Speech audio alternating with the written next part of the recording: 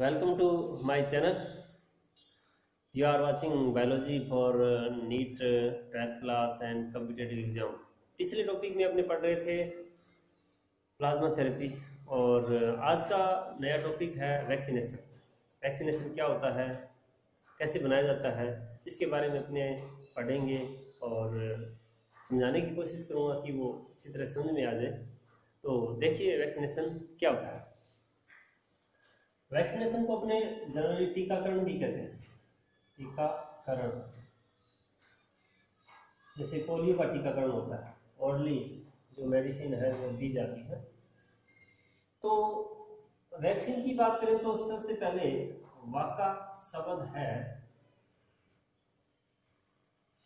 इसकी बात करते हैं कि वाका का मतलब होता है काऊ या गाय। गाय शब्द से लिया गया है।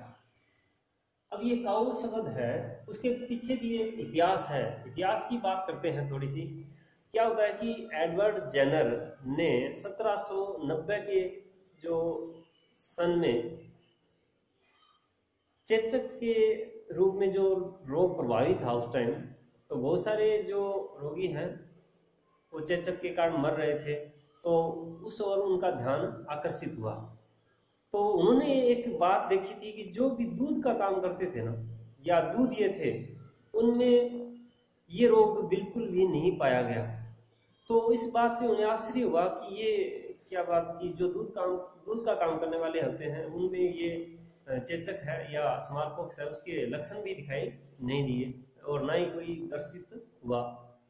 तो उन पे ये उन्होंने रिसर्च किया और फिर देखा कि ये काउपॉक्स मतलब चेचक के यानी एक तरह से कह सकते हैं कि समान, वो एक हल्का पैथोजन था और उसका सामना वो क्या है, दूध ये पहले कर चुके होते हैं।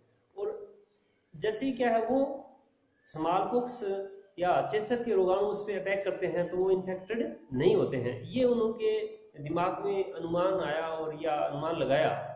तो उन्होंने फिर इसको प्रूफ करने के लिए एक बच्चे पे एक्सपेरिमेंट किया था और उन्होंने एक 8 साल के बच्चे को क्या है लिया और उस पे क्या है काउपॉक्स के जो पैथोजन होते हैं या रोगाणु होते हैं उनको उसके शरीर में प्रवेश करवा दिया। और उसके 2 महीने बाद फिर उन्होंने जो चेचक के पैथोजन होते हैं या रोगाणु होते हैं उसके द्वारा उसको इन्फेक्टेड करवाया या उसको संक्रमित करवाया। तो बाद में जो रिजल्ट पाया वो बड़ा आश्चर्यचकित करने वाला था कि उसको ये चेचक है, जो चेचक रोग है वो बिल्कुल भी नहीं हुआ या उसके कोई लक्षण उस पर दिखाई नहीं दिए। और वहीं से क्या है इस वैक्सीनेशन की शुरुआत हुई थी। वाका गाय और ये गायों से जुड़ा हुआ है, यानी जो दूध बेचते थे गायों का, तो उनसे संबंधित ये बात थी और ये वैक्सीनेशन नाम वाका से बना। तो अपनी बात करते हैं वैक्सीन। वैक्सीन क्या चीज है? वैक्सीन एक सब्सटेंस है या पदार्थ है। तो पदार्थ में अपने क्या कह सकते हैं कि वायरस है या बैक्टीरिया है या इनके द्वारा जो प्रोड्यूस या जो एक तरह से पदार्थ होता है यानी उत्पादन होता है उनका या उत्पाद होता है, वो इस सब्सटेंस में काम लिया जाता है। जनरली क्या होता है कि हमारे शरीर में एंटीजन होते हैं या बाहरी एंटीजन है, ये एंटीजन है और ये बॉडी के अंदर आता है, ये ह्यूमन है और इसमें ये बाहर से आ जाता है। तो हमारे शरीर की जो एंटीबॉडी होती है या हमारे शरीर का इम्यून सिस्टम होता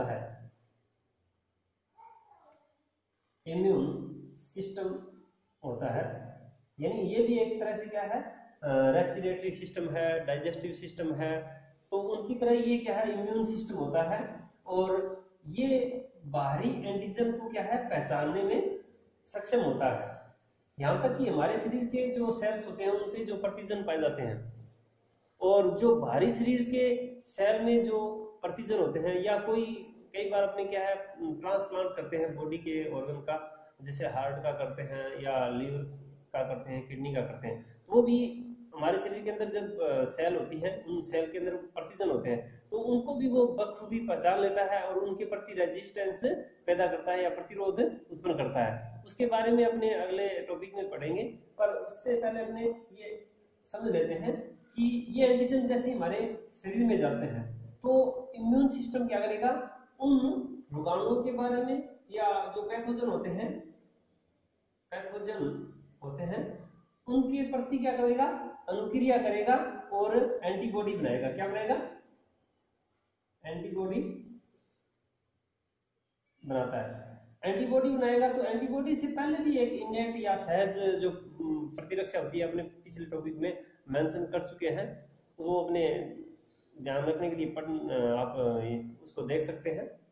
तो एंटीबॉडी बनाएगा ये, और एंटीबॉडी क्या करेगा, उस एंटीजन को क्या कर देगा, या अगर वायरस है तो उसको मार देगा, डिस्ट्रॉय कर देगा, अगर कोई भी सब्सटेंस है, पदार्थ है, तो उसको निष्क्रिय कर देगा। तो इस तरह से एक क्या है काम करता है। पर वैक्सीन क्या होता है, वैक्सीन भी एक तरह से ये पैथोजन होते हैं, वायरस है, बैक्टीरिया है, पर यहाँ पे पैथोजन होते हैं वो क्या होते हैं, निर्बलीकृत होते हैं, निर्बलीकृत या वीक होते हैं, कमजोर। मतलब एक तरह से ऐसे पैथोजन जो क्या है निर्बल होते हैं, वीक होते हैं, कमजोर होते हैं, या फिर मृत होते हैं, और उनको फिर क्या किया जाता है, ह्यूमन बॉडी में इंजेक्ट कराया जाता है। मतलब इसके अंदर इंजेक्ट कराया जाता है, और हमारे शरीर की जो प्रणाली है, प्रतिरक्षा प्रणाली है, वो क्या करेगी, मतलब ब्लड है, ब्लड में प्लाज्मा होती है, और प्लाज्मा में क्या बनते हैं, जो बी सेल और टी सेल होते हैं। टी सेल थाइमस के अंदर परिपक्व होते हैं, और ये बोन मेरू के अंदर परिपक्व होते हैं। तो ये एक तरह से क्या करते हैं, एंटीबॉडी बनाते हैं, और ये एंटीबॉडी क्या करती है, उन पैथोजन को, यानी ये पैथोजन होते हैं, इनको क्या है डिस्ट्रॉय करती है या मार डालती है या उनको निष्क्रिय कर देती है। तो इस तरह से हमारे शरीर को वो क्या है सुरक्षा प्रदान करती है। अब यहाँ पे बात करते हैं, ये एंटीबॉडी एक बार तो चलो वो मार देती है, मारने के बाद में ये एक स्टोरेज का भी काम करती है। मतलब स्टोरेज भी होता है, या हमारी बॉडी के अंदर क्या स्टोर रहती है, और ये स्मृति पर आधारित होती है या मेमोरी बेस्ड होती है, मेमोरी बेस्ड होती है, मतलब स्मृति आधारित होती है। यानी किसी भी पैथोजन के आक्रमण द्वारा हमारे शरीर के अंदर ये एंटीबॉडी बनते हैं, और एंटीबॉडी वो क्या करते हैं, हमारे शरीर के अंदर क्या है स्टोर होते हैं। स्टोर होने के बाद में ये स्मृति या एक याददाश्त के रूप में काम करते हैं। अब यहाँ पे क्या होता है कि याददाश्त के रूप में काम करते हैं, इसका मतलब ये हुआ कि जैसे ही कोई भी विशेष प्रकार का पैथोजन है और इन्फेक्टेड करता है, तो हमारे शरीर में विशेष प्रकार के एंटीबॉडी बनते हैं, और वो एंटीबॉडी क्या करते हैं शरीर के अंदर स्टोर रहते हैं, और स्टोर रहने के बाद वही एंटीजन या पैथोजन हमारे शरीर में जिसके कारण ये एंटीबॉडी बने हैं, वही पैथोजन या रोगाणु दोबारा हमारे शरीर पर अटैक करता है लाइफ में कभी भी, तो उस एंटीजन को या पैथोजन को वो क्या है तीव्रता से क्या है निष्क्रिय कर देता है या मार डालता है। तो इस तरह से ये क्या है हमारे शरीर के अंदर क्या है एक तरह से वैक्सीनेशन का काम करती है। अब बात रही अपने ये वैक्सीनेशन है दो प्रकार के होते हैं, एक तो दो प्रकार की इम्यूनिटी बनाता है, एक तो पैसिव इम्यूनिटी बनाता है और एक एक्टिव इम्यूनिटी बनाता है। तो एक्टिव और पैसिव इम्यूनिटी में क्या होता है, इसके बारे में थोड़ी चर्चा करते हैं अपने। एक्टिव में क्या होता है कि हमारा शरीर है वो सक्रिय रहता है और एंटीबॉडीज का निर्माण करता है। और पैसिव में क्या होता है, हमारा शरीर क्या है, निष्क्रिय रहता है और उसको डायरेक्टली क्या है, एंटीबॉडीज है बने बनाए शरीर को दिए जाते हैं। तो पैसिव में बात करें, पैसिव इम्यूनिटी और एक्टिव इम्यूनिटी।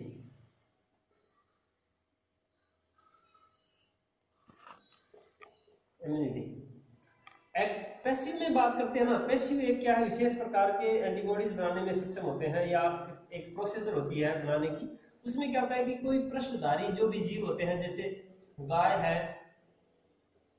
मनुष्य है या घोड़ा है, ऐसे जीव जो पृष्ठधारी होते हैं, तो उसमें अपने मान लो घोड़ा ले लिया, ये घोड़ा है और इस पे क्या है, कोई भी पैथोजन है, पैथोजन या कोई रोगाणु इंजेक्ट कराया जाता है। तो इंजेक्ट कराने के बाद में जो घोड़े के अंदर जो ब्लड होता है, ब्लड के अंदर जो प्लाज्मा होते हैं, प्लाज्मा, और प्लाज्मा में यानी इस पैथोजन से बचने के लिए, इसको मारने के लिए क्या है, एंटीबॉडीज बनते हैं, एंटीबॉडी बनते हैं। और ये एंटीबॉडीज बनने के बाद में क्या करते हैं, उसके ब्लड को निकालकर उसके प्लाज्मा से क्या है, उनको आइसोलेट करते हैं या उसको अलग कर लेते हैं। अलग करने के बाद में वो वैक्सीन के रूप में अपने बाहर निकालते हैं और या दवा के रूप में दूसरे जीवों पर अपने इंजेक्ट करवाते हैं, जिनसे क्या है, या उस रोगाणु से क्या है वो ग्रसित हुआ है। या मान लीजिए कि यहाँ पे अपने एक उदाहरण लेते हैं या एग्जांपल है, वो सर्प पॉइजन ले सकते हैं या सर्प विष का ले सकते हैं। मतलब सर्प ने किसी को काट लिया हो तो उसके लिए कौन सी वैक्सीन का अपने यूज करते हैं या किस तरह का अपने वैक्सीन देते हैं, वो पैसिव इम्यूनिटी वाला वैक्सीन देते हैं। तो ये बनता कैसे है, जैसे मान लो सर्प है, सर्प के विष से अपने पैसिव इम्यूनिटी बनानी है, तो सर्प को क्या है, घोड़े पर 10 करवाया जाता है या उसका घोड़े को कटवाया जाता है।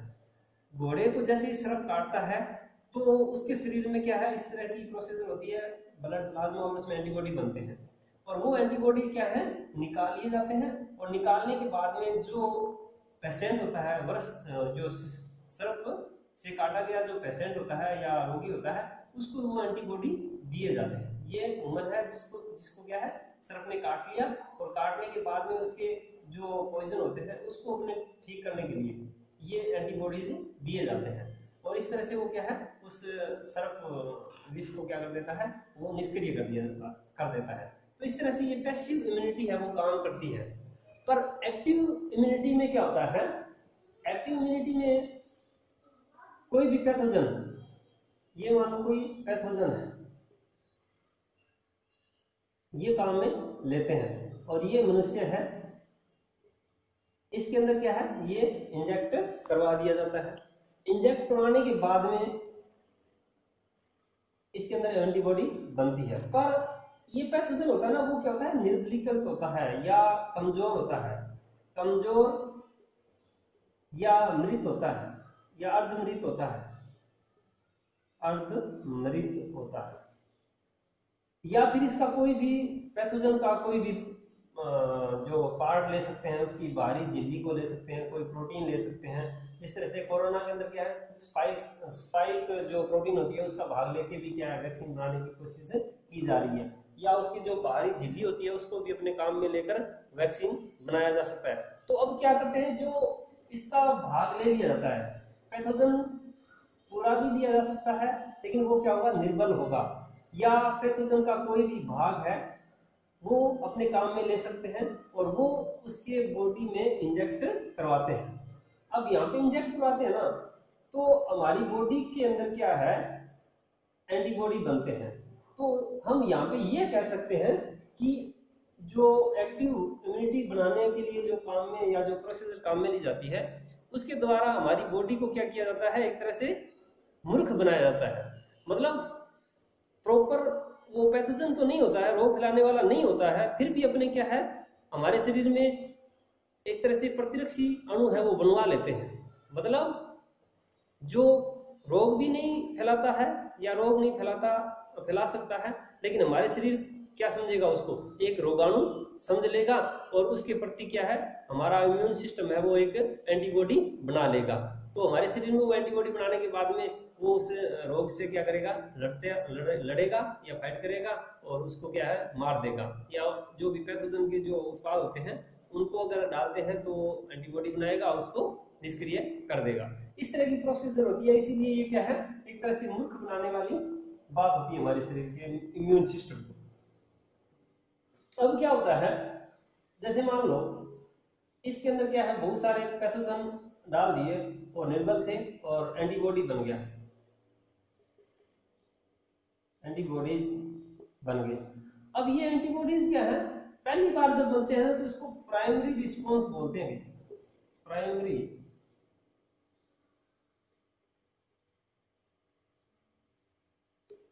रिस्पॉन्स या प्राथमिक अनुक्रिया,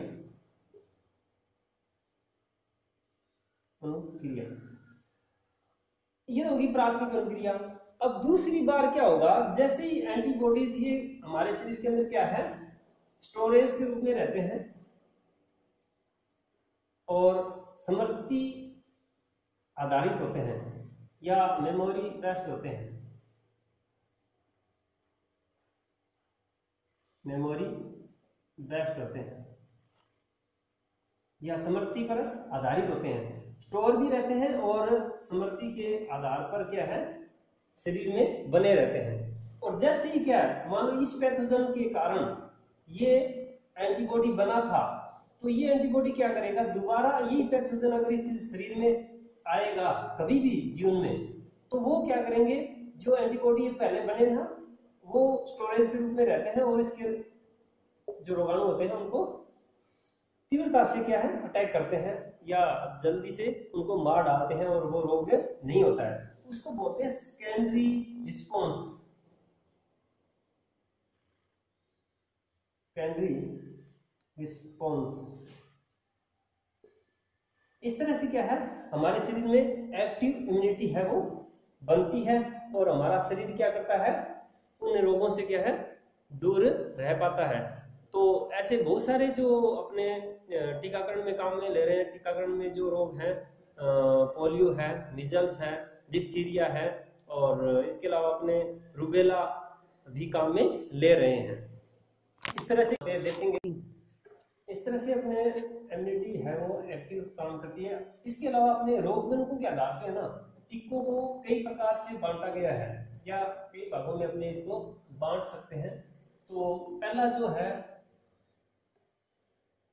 अपने बात करें निर्बलीकृत टीके, निर्बलीकृत टीके, इसको अपने कह सकते हैं एटीन्यूएटेड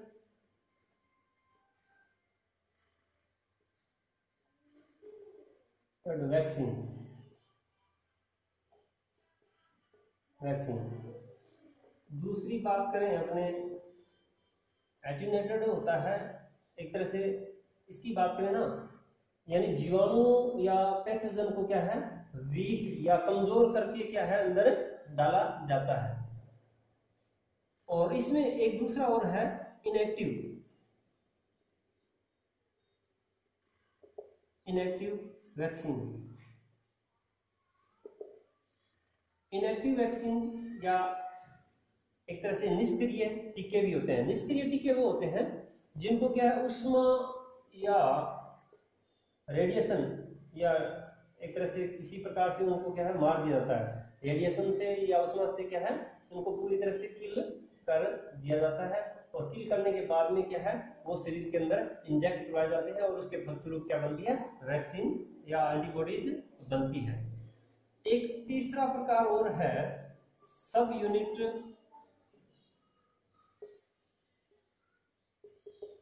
सब यूनिट वैक्सीन। इसमें क्या होता है कि जो पैथोजन होते हैं ना, उसके एंटीजन को काम में लिया जाता है,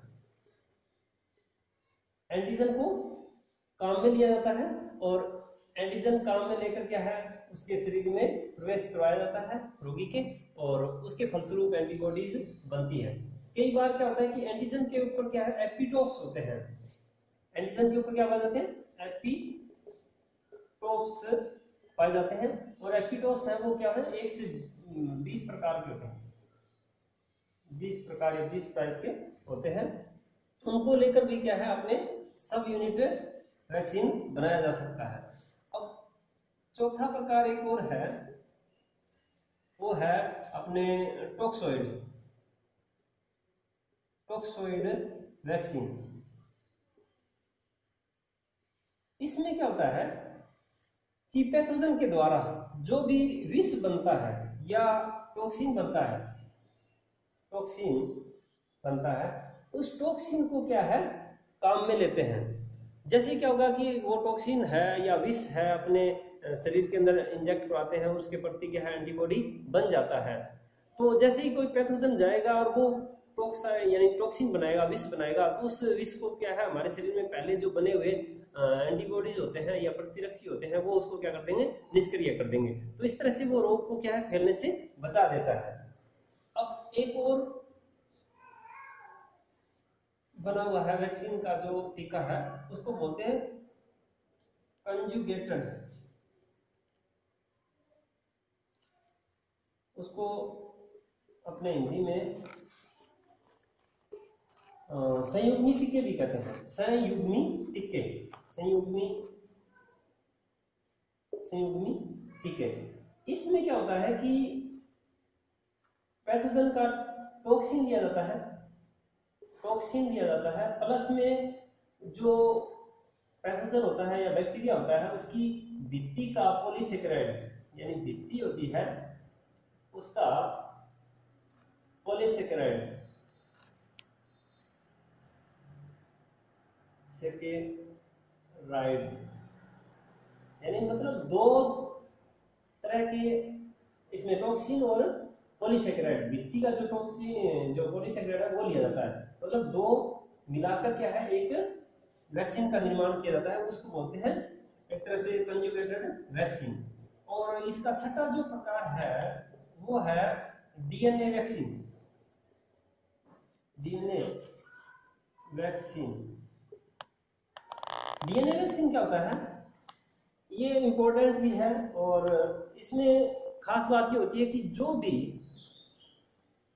मान लो कि कोई पैथोजन है और उसका कोई डीएनए भाग है, वो उसके बाहरी भाग को बनाता है या कोई प्रोटीन भाग को बनाता है, तो उस डीएनए खंड को लिया जाता है और वो खंड वैक्सीन के रूप में लेकर मनुष्य के शरीर में इंजेक्ट कराते हैं, और उसके प्रति क्या है, हमारा जो इम्यून सिस्टम है वो काम करता है और उसको अपने क्या डिस्ट्रॉय कर देता है। इस तरह से ये क्या है, वैक्सीनेशन है, अपना टॉपिक है, और मैं समझता हूँ कि वो आपको अच्छी तरह समझ में आया होगा। और अगले टॉपिक में अपने नए वीडियो के साथ हाजिर होंगे। इतनी देर के लिए गुड बाय, नमस्ते, थैंक यू।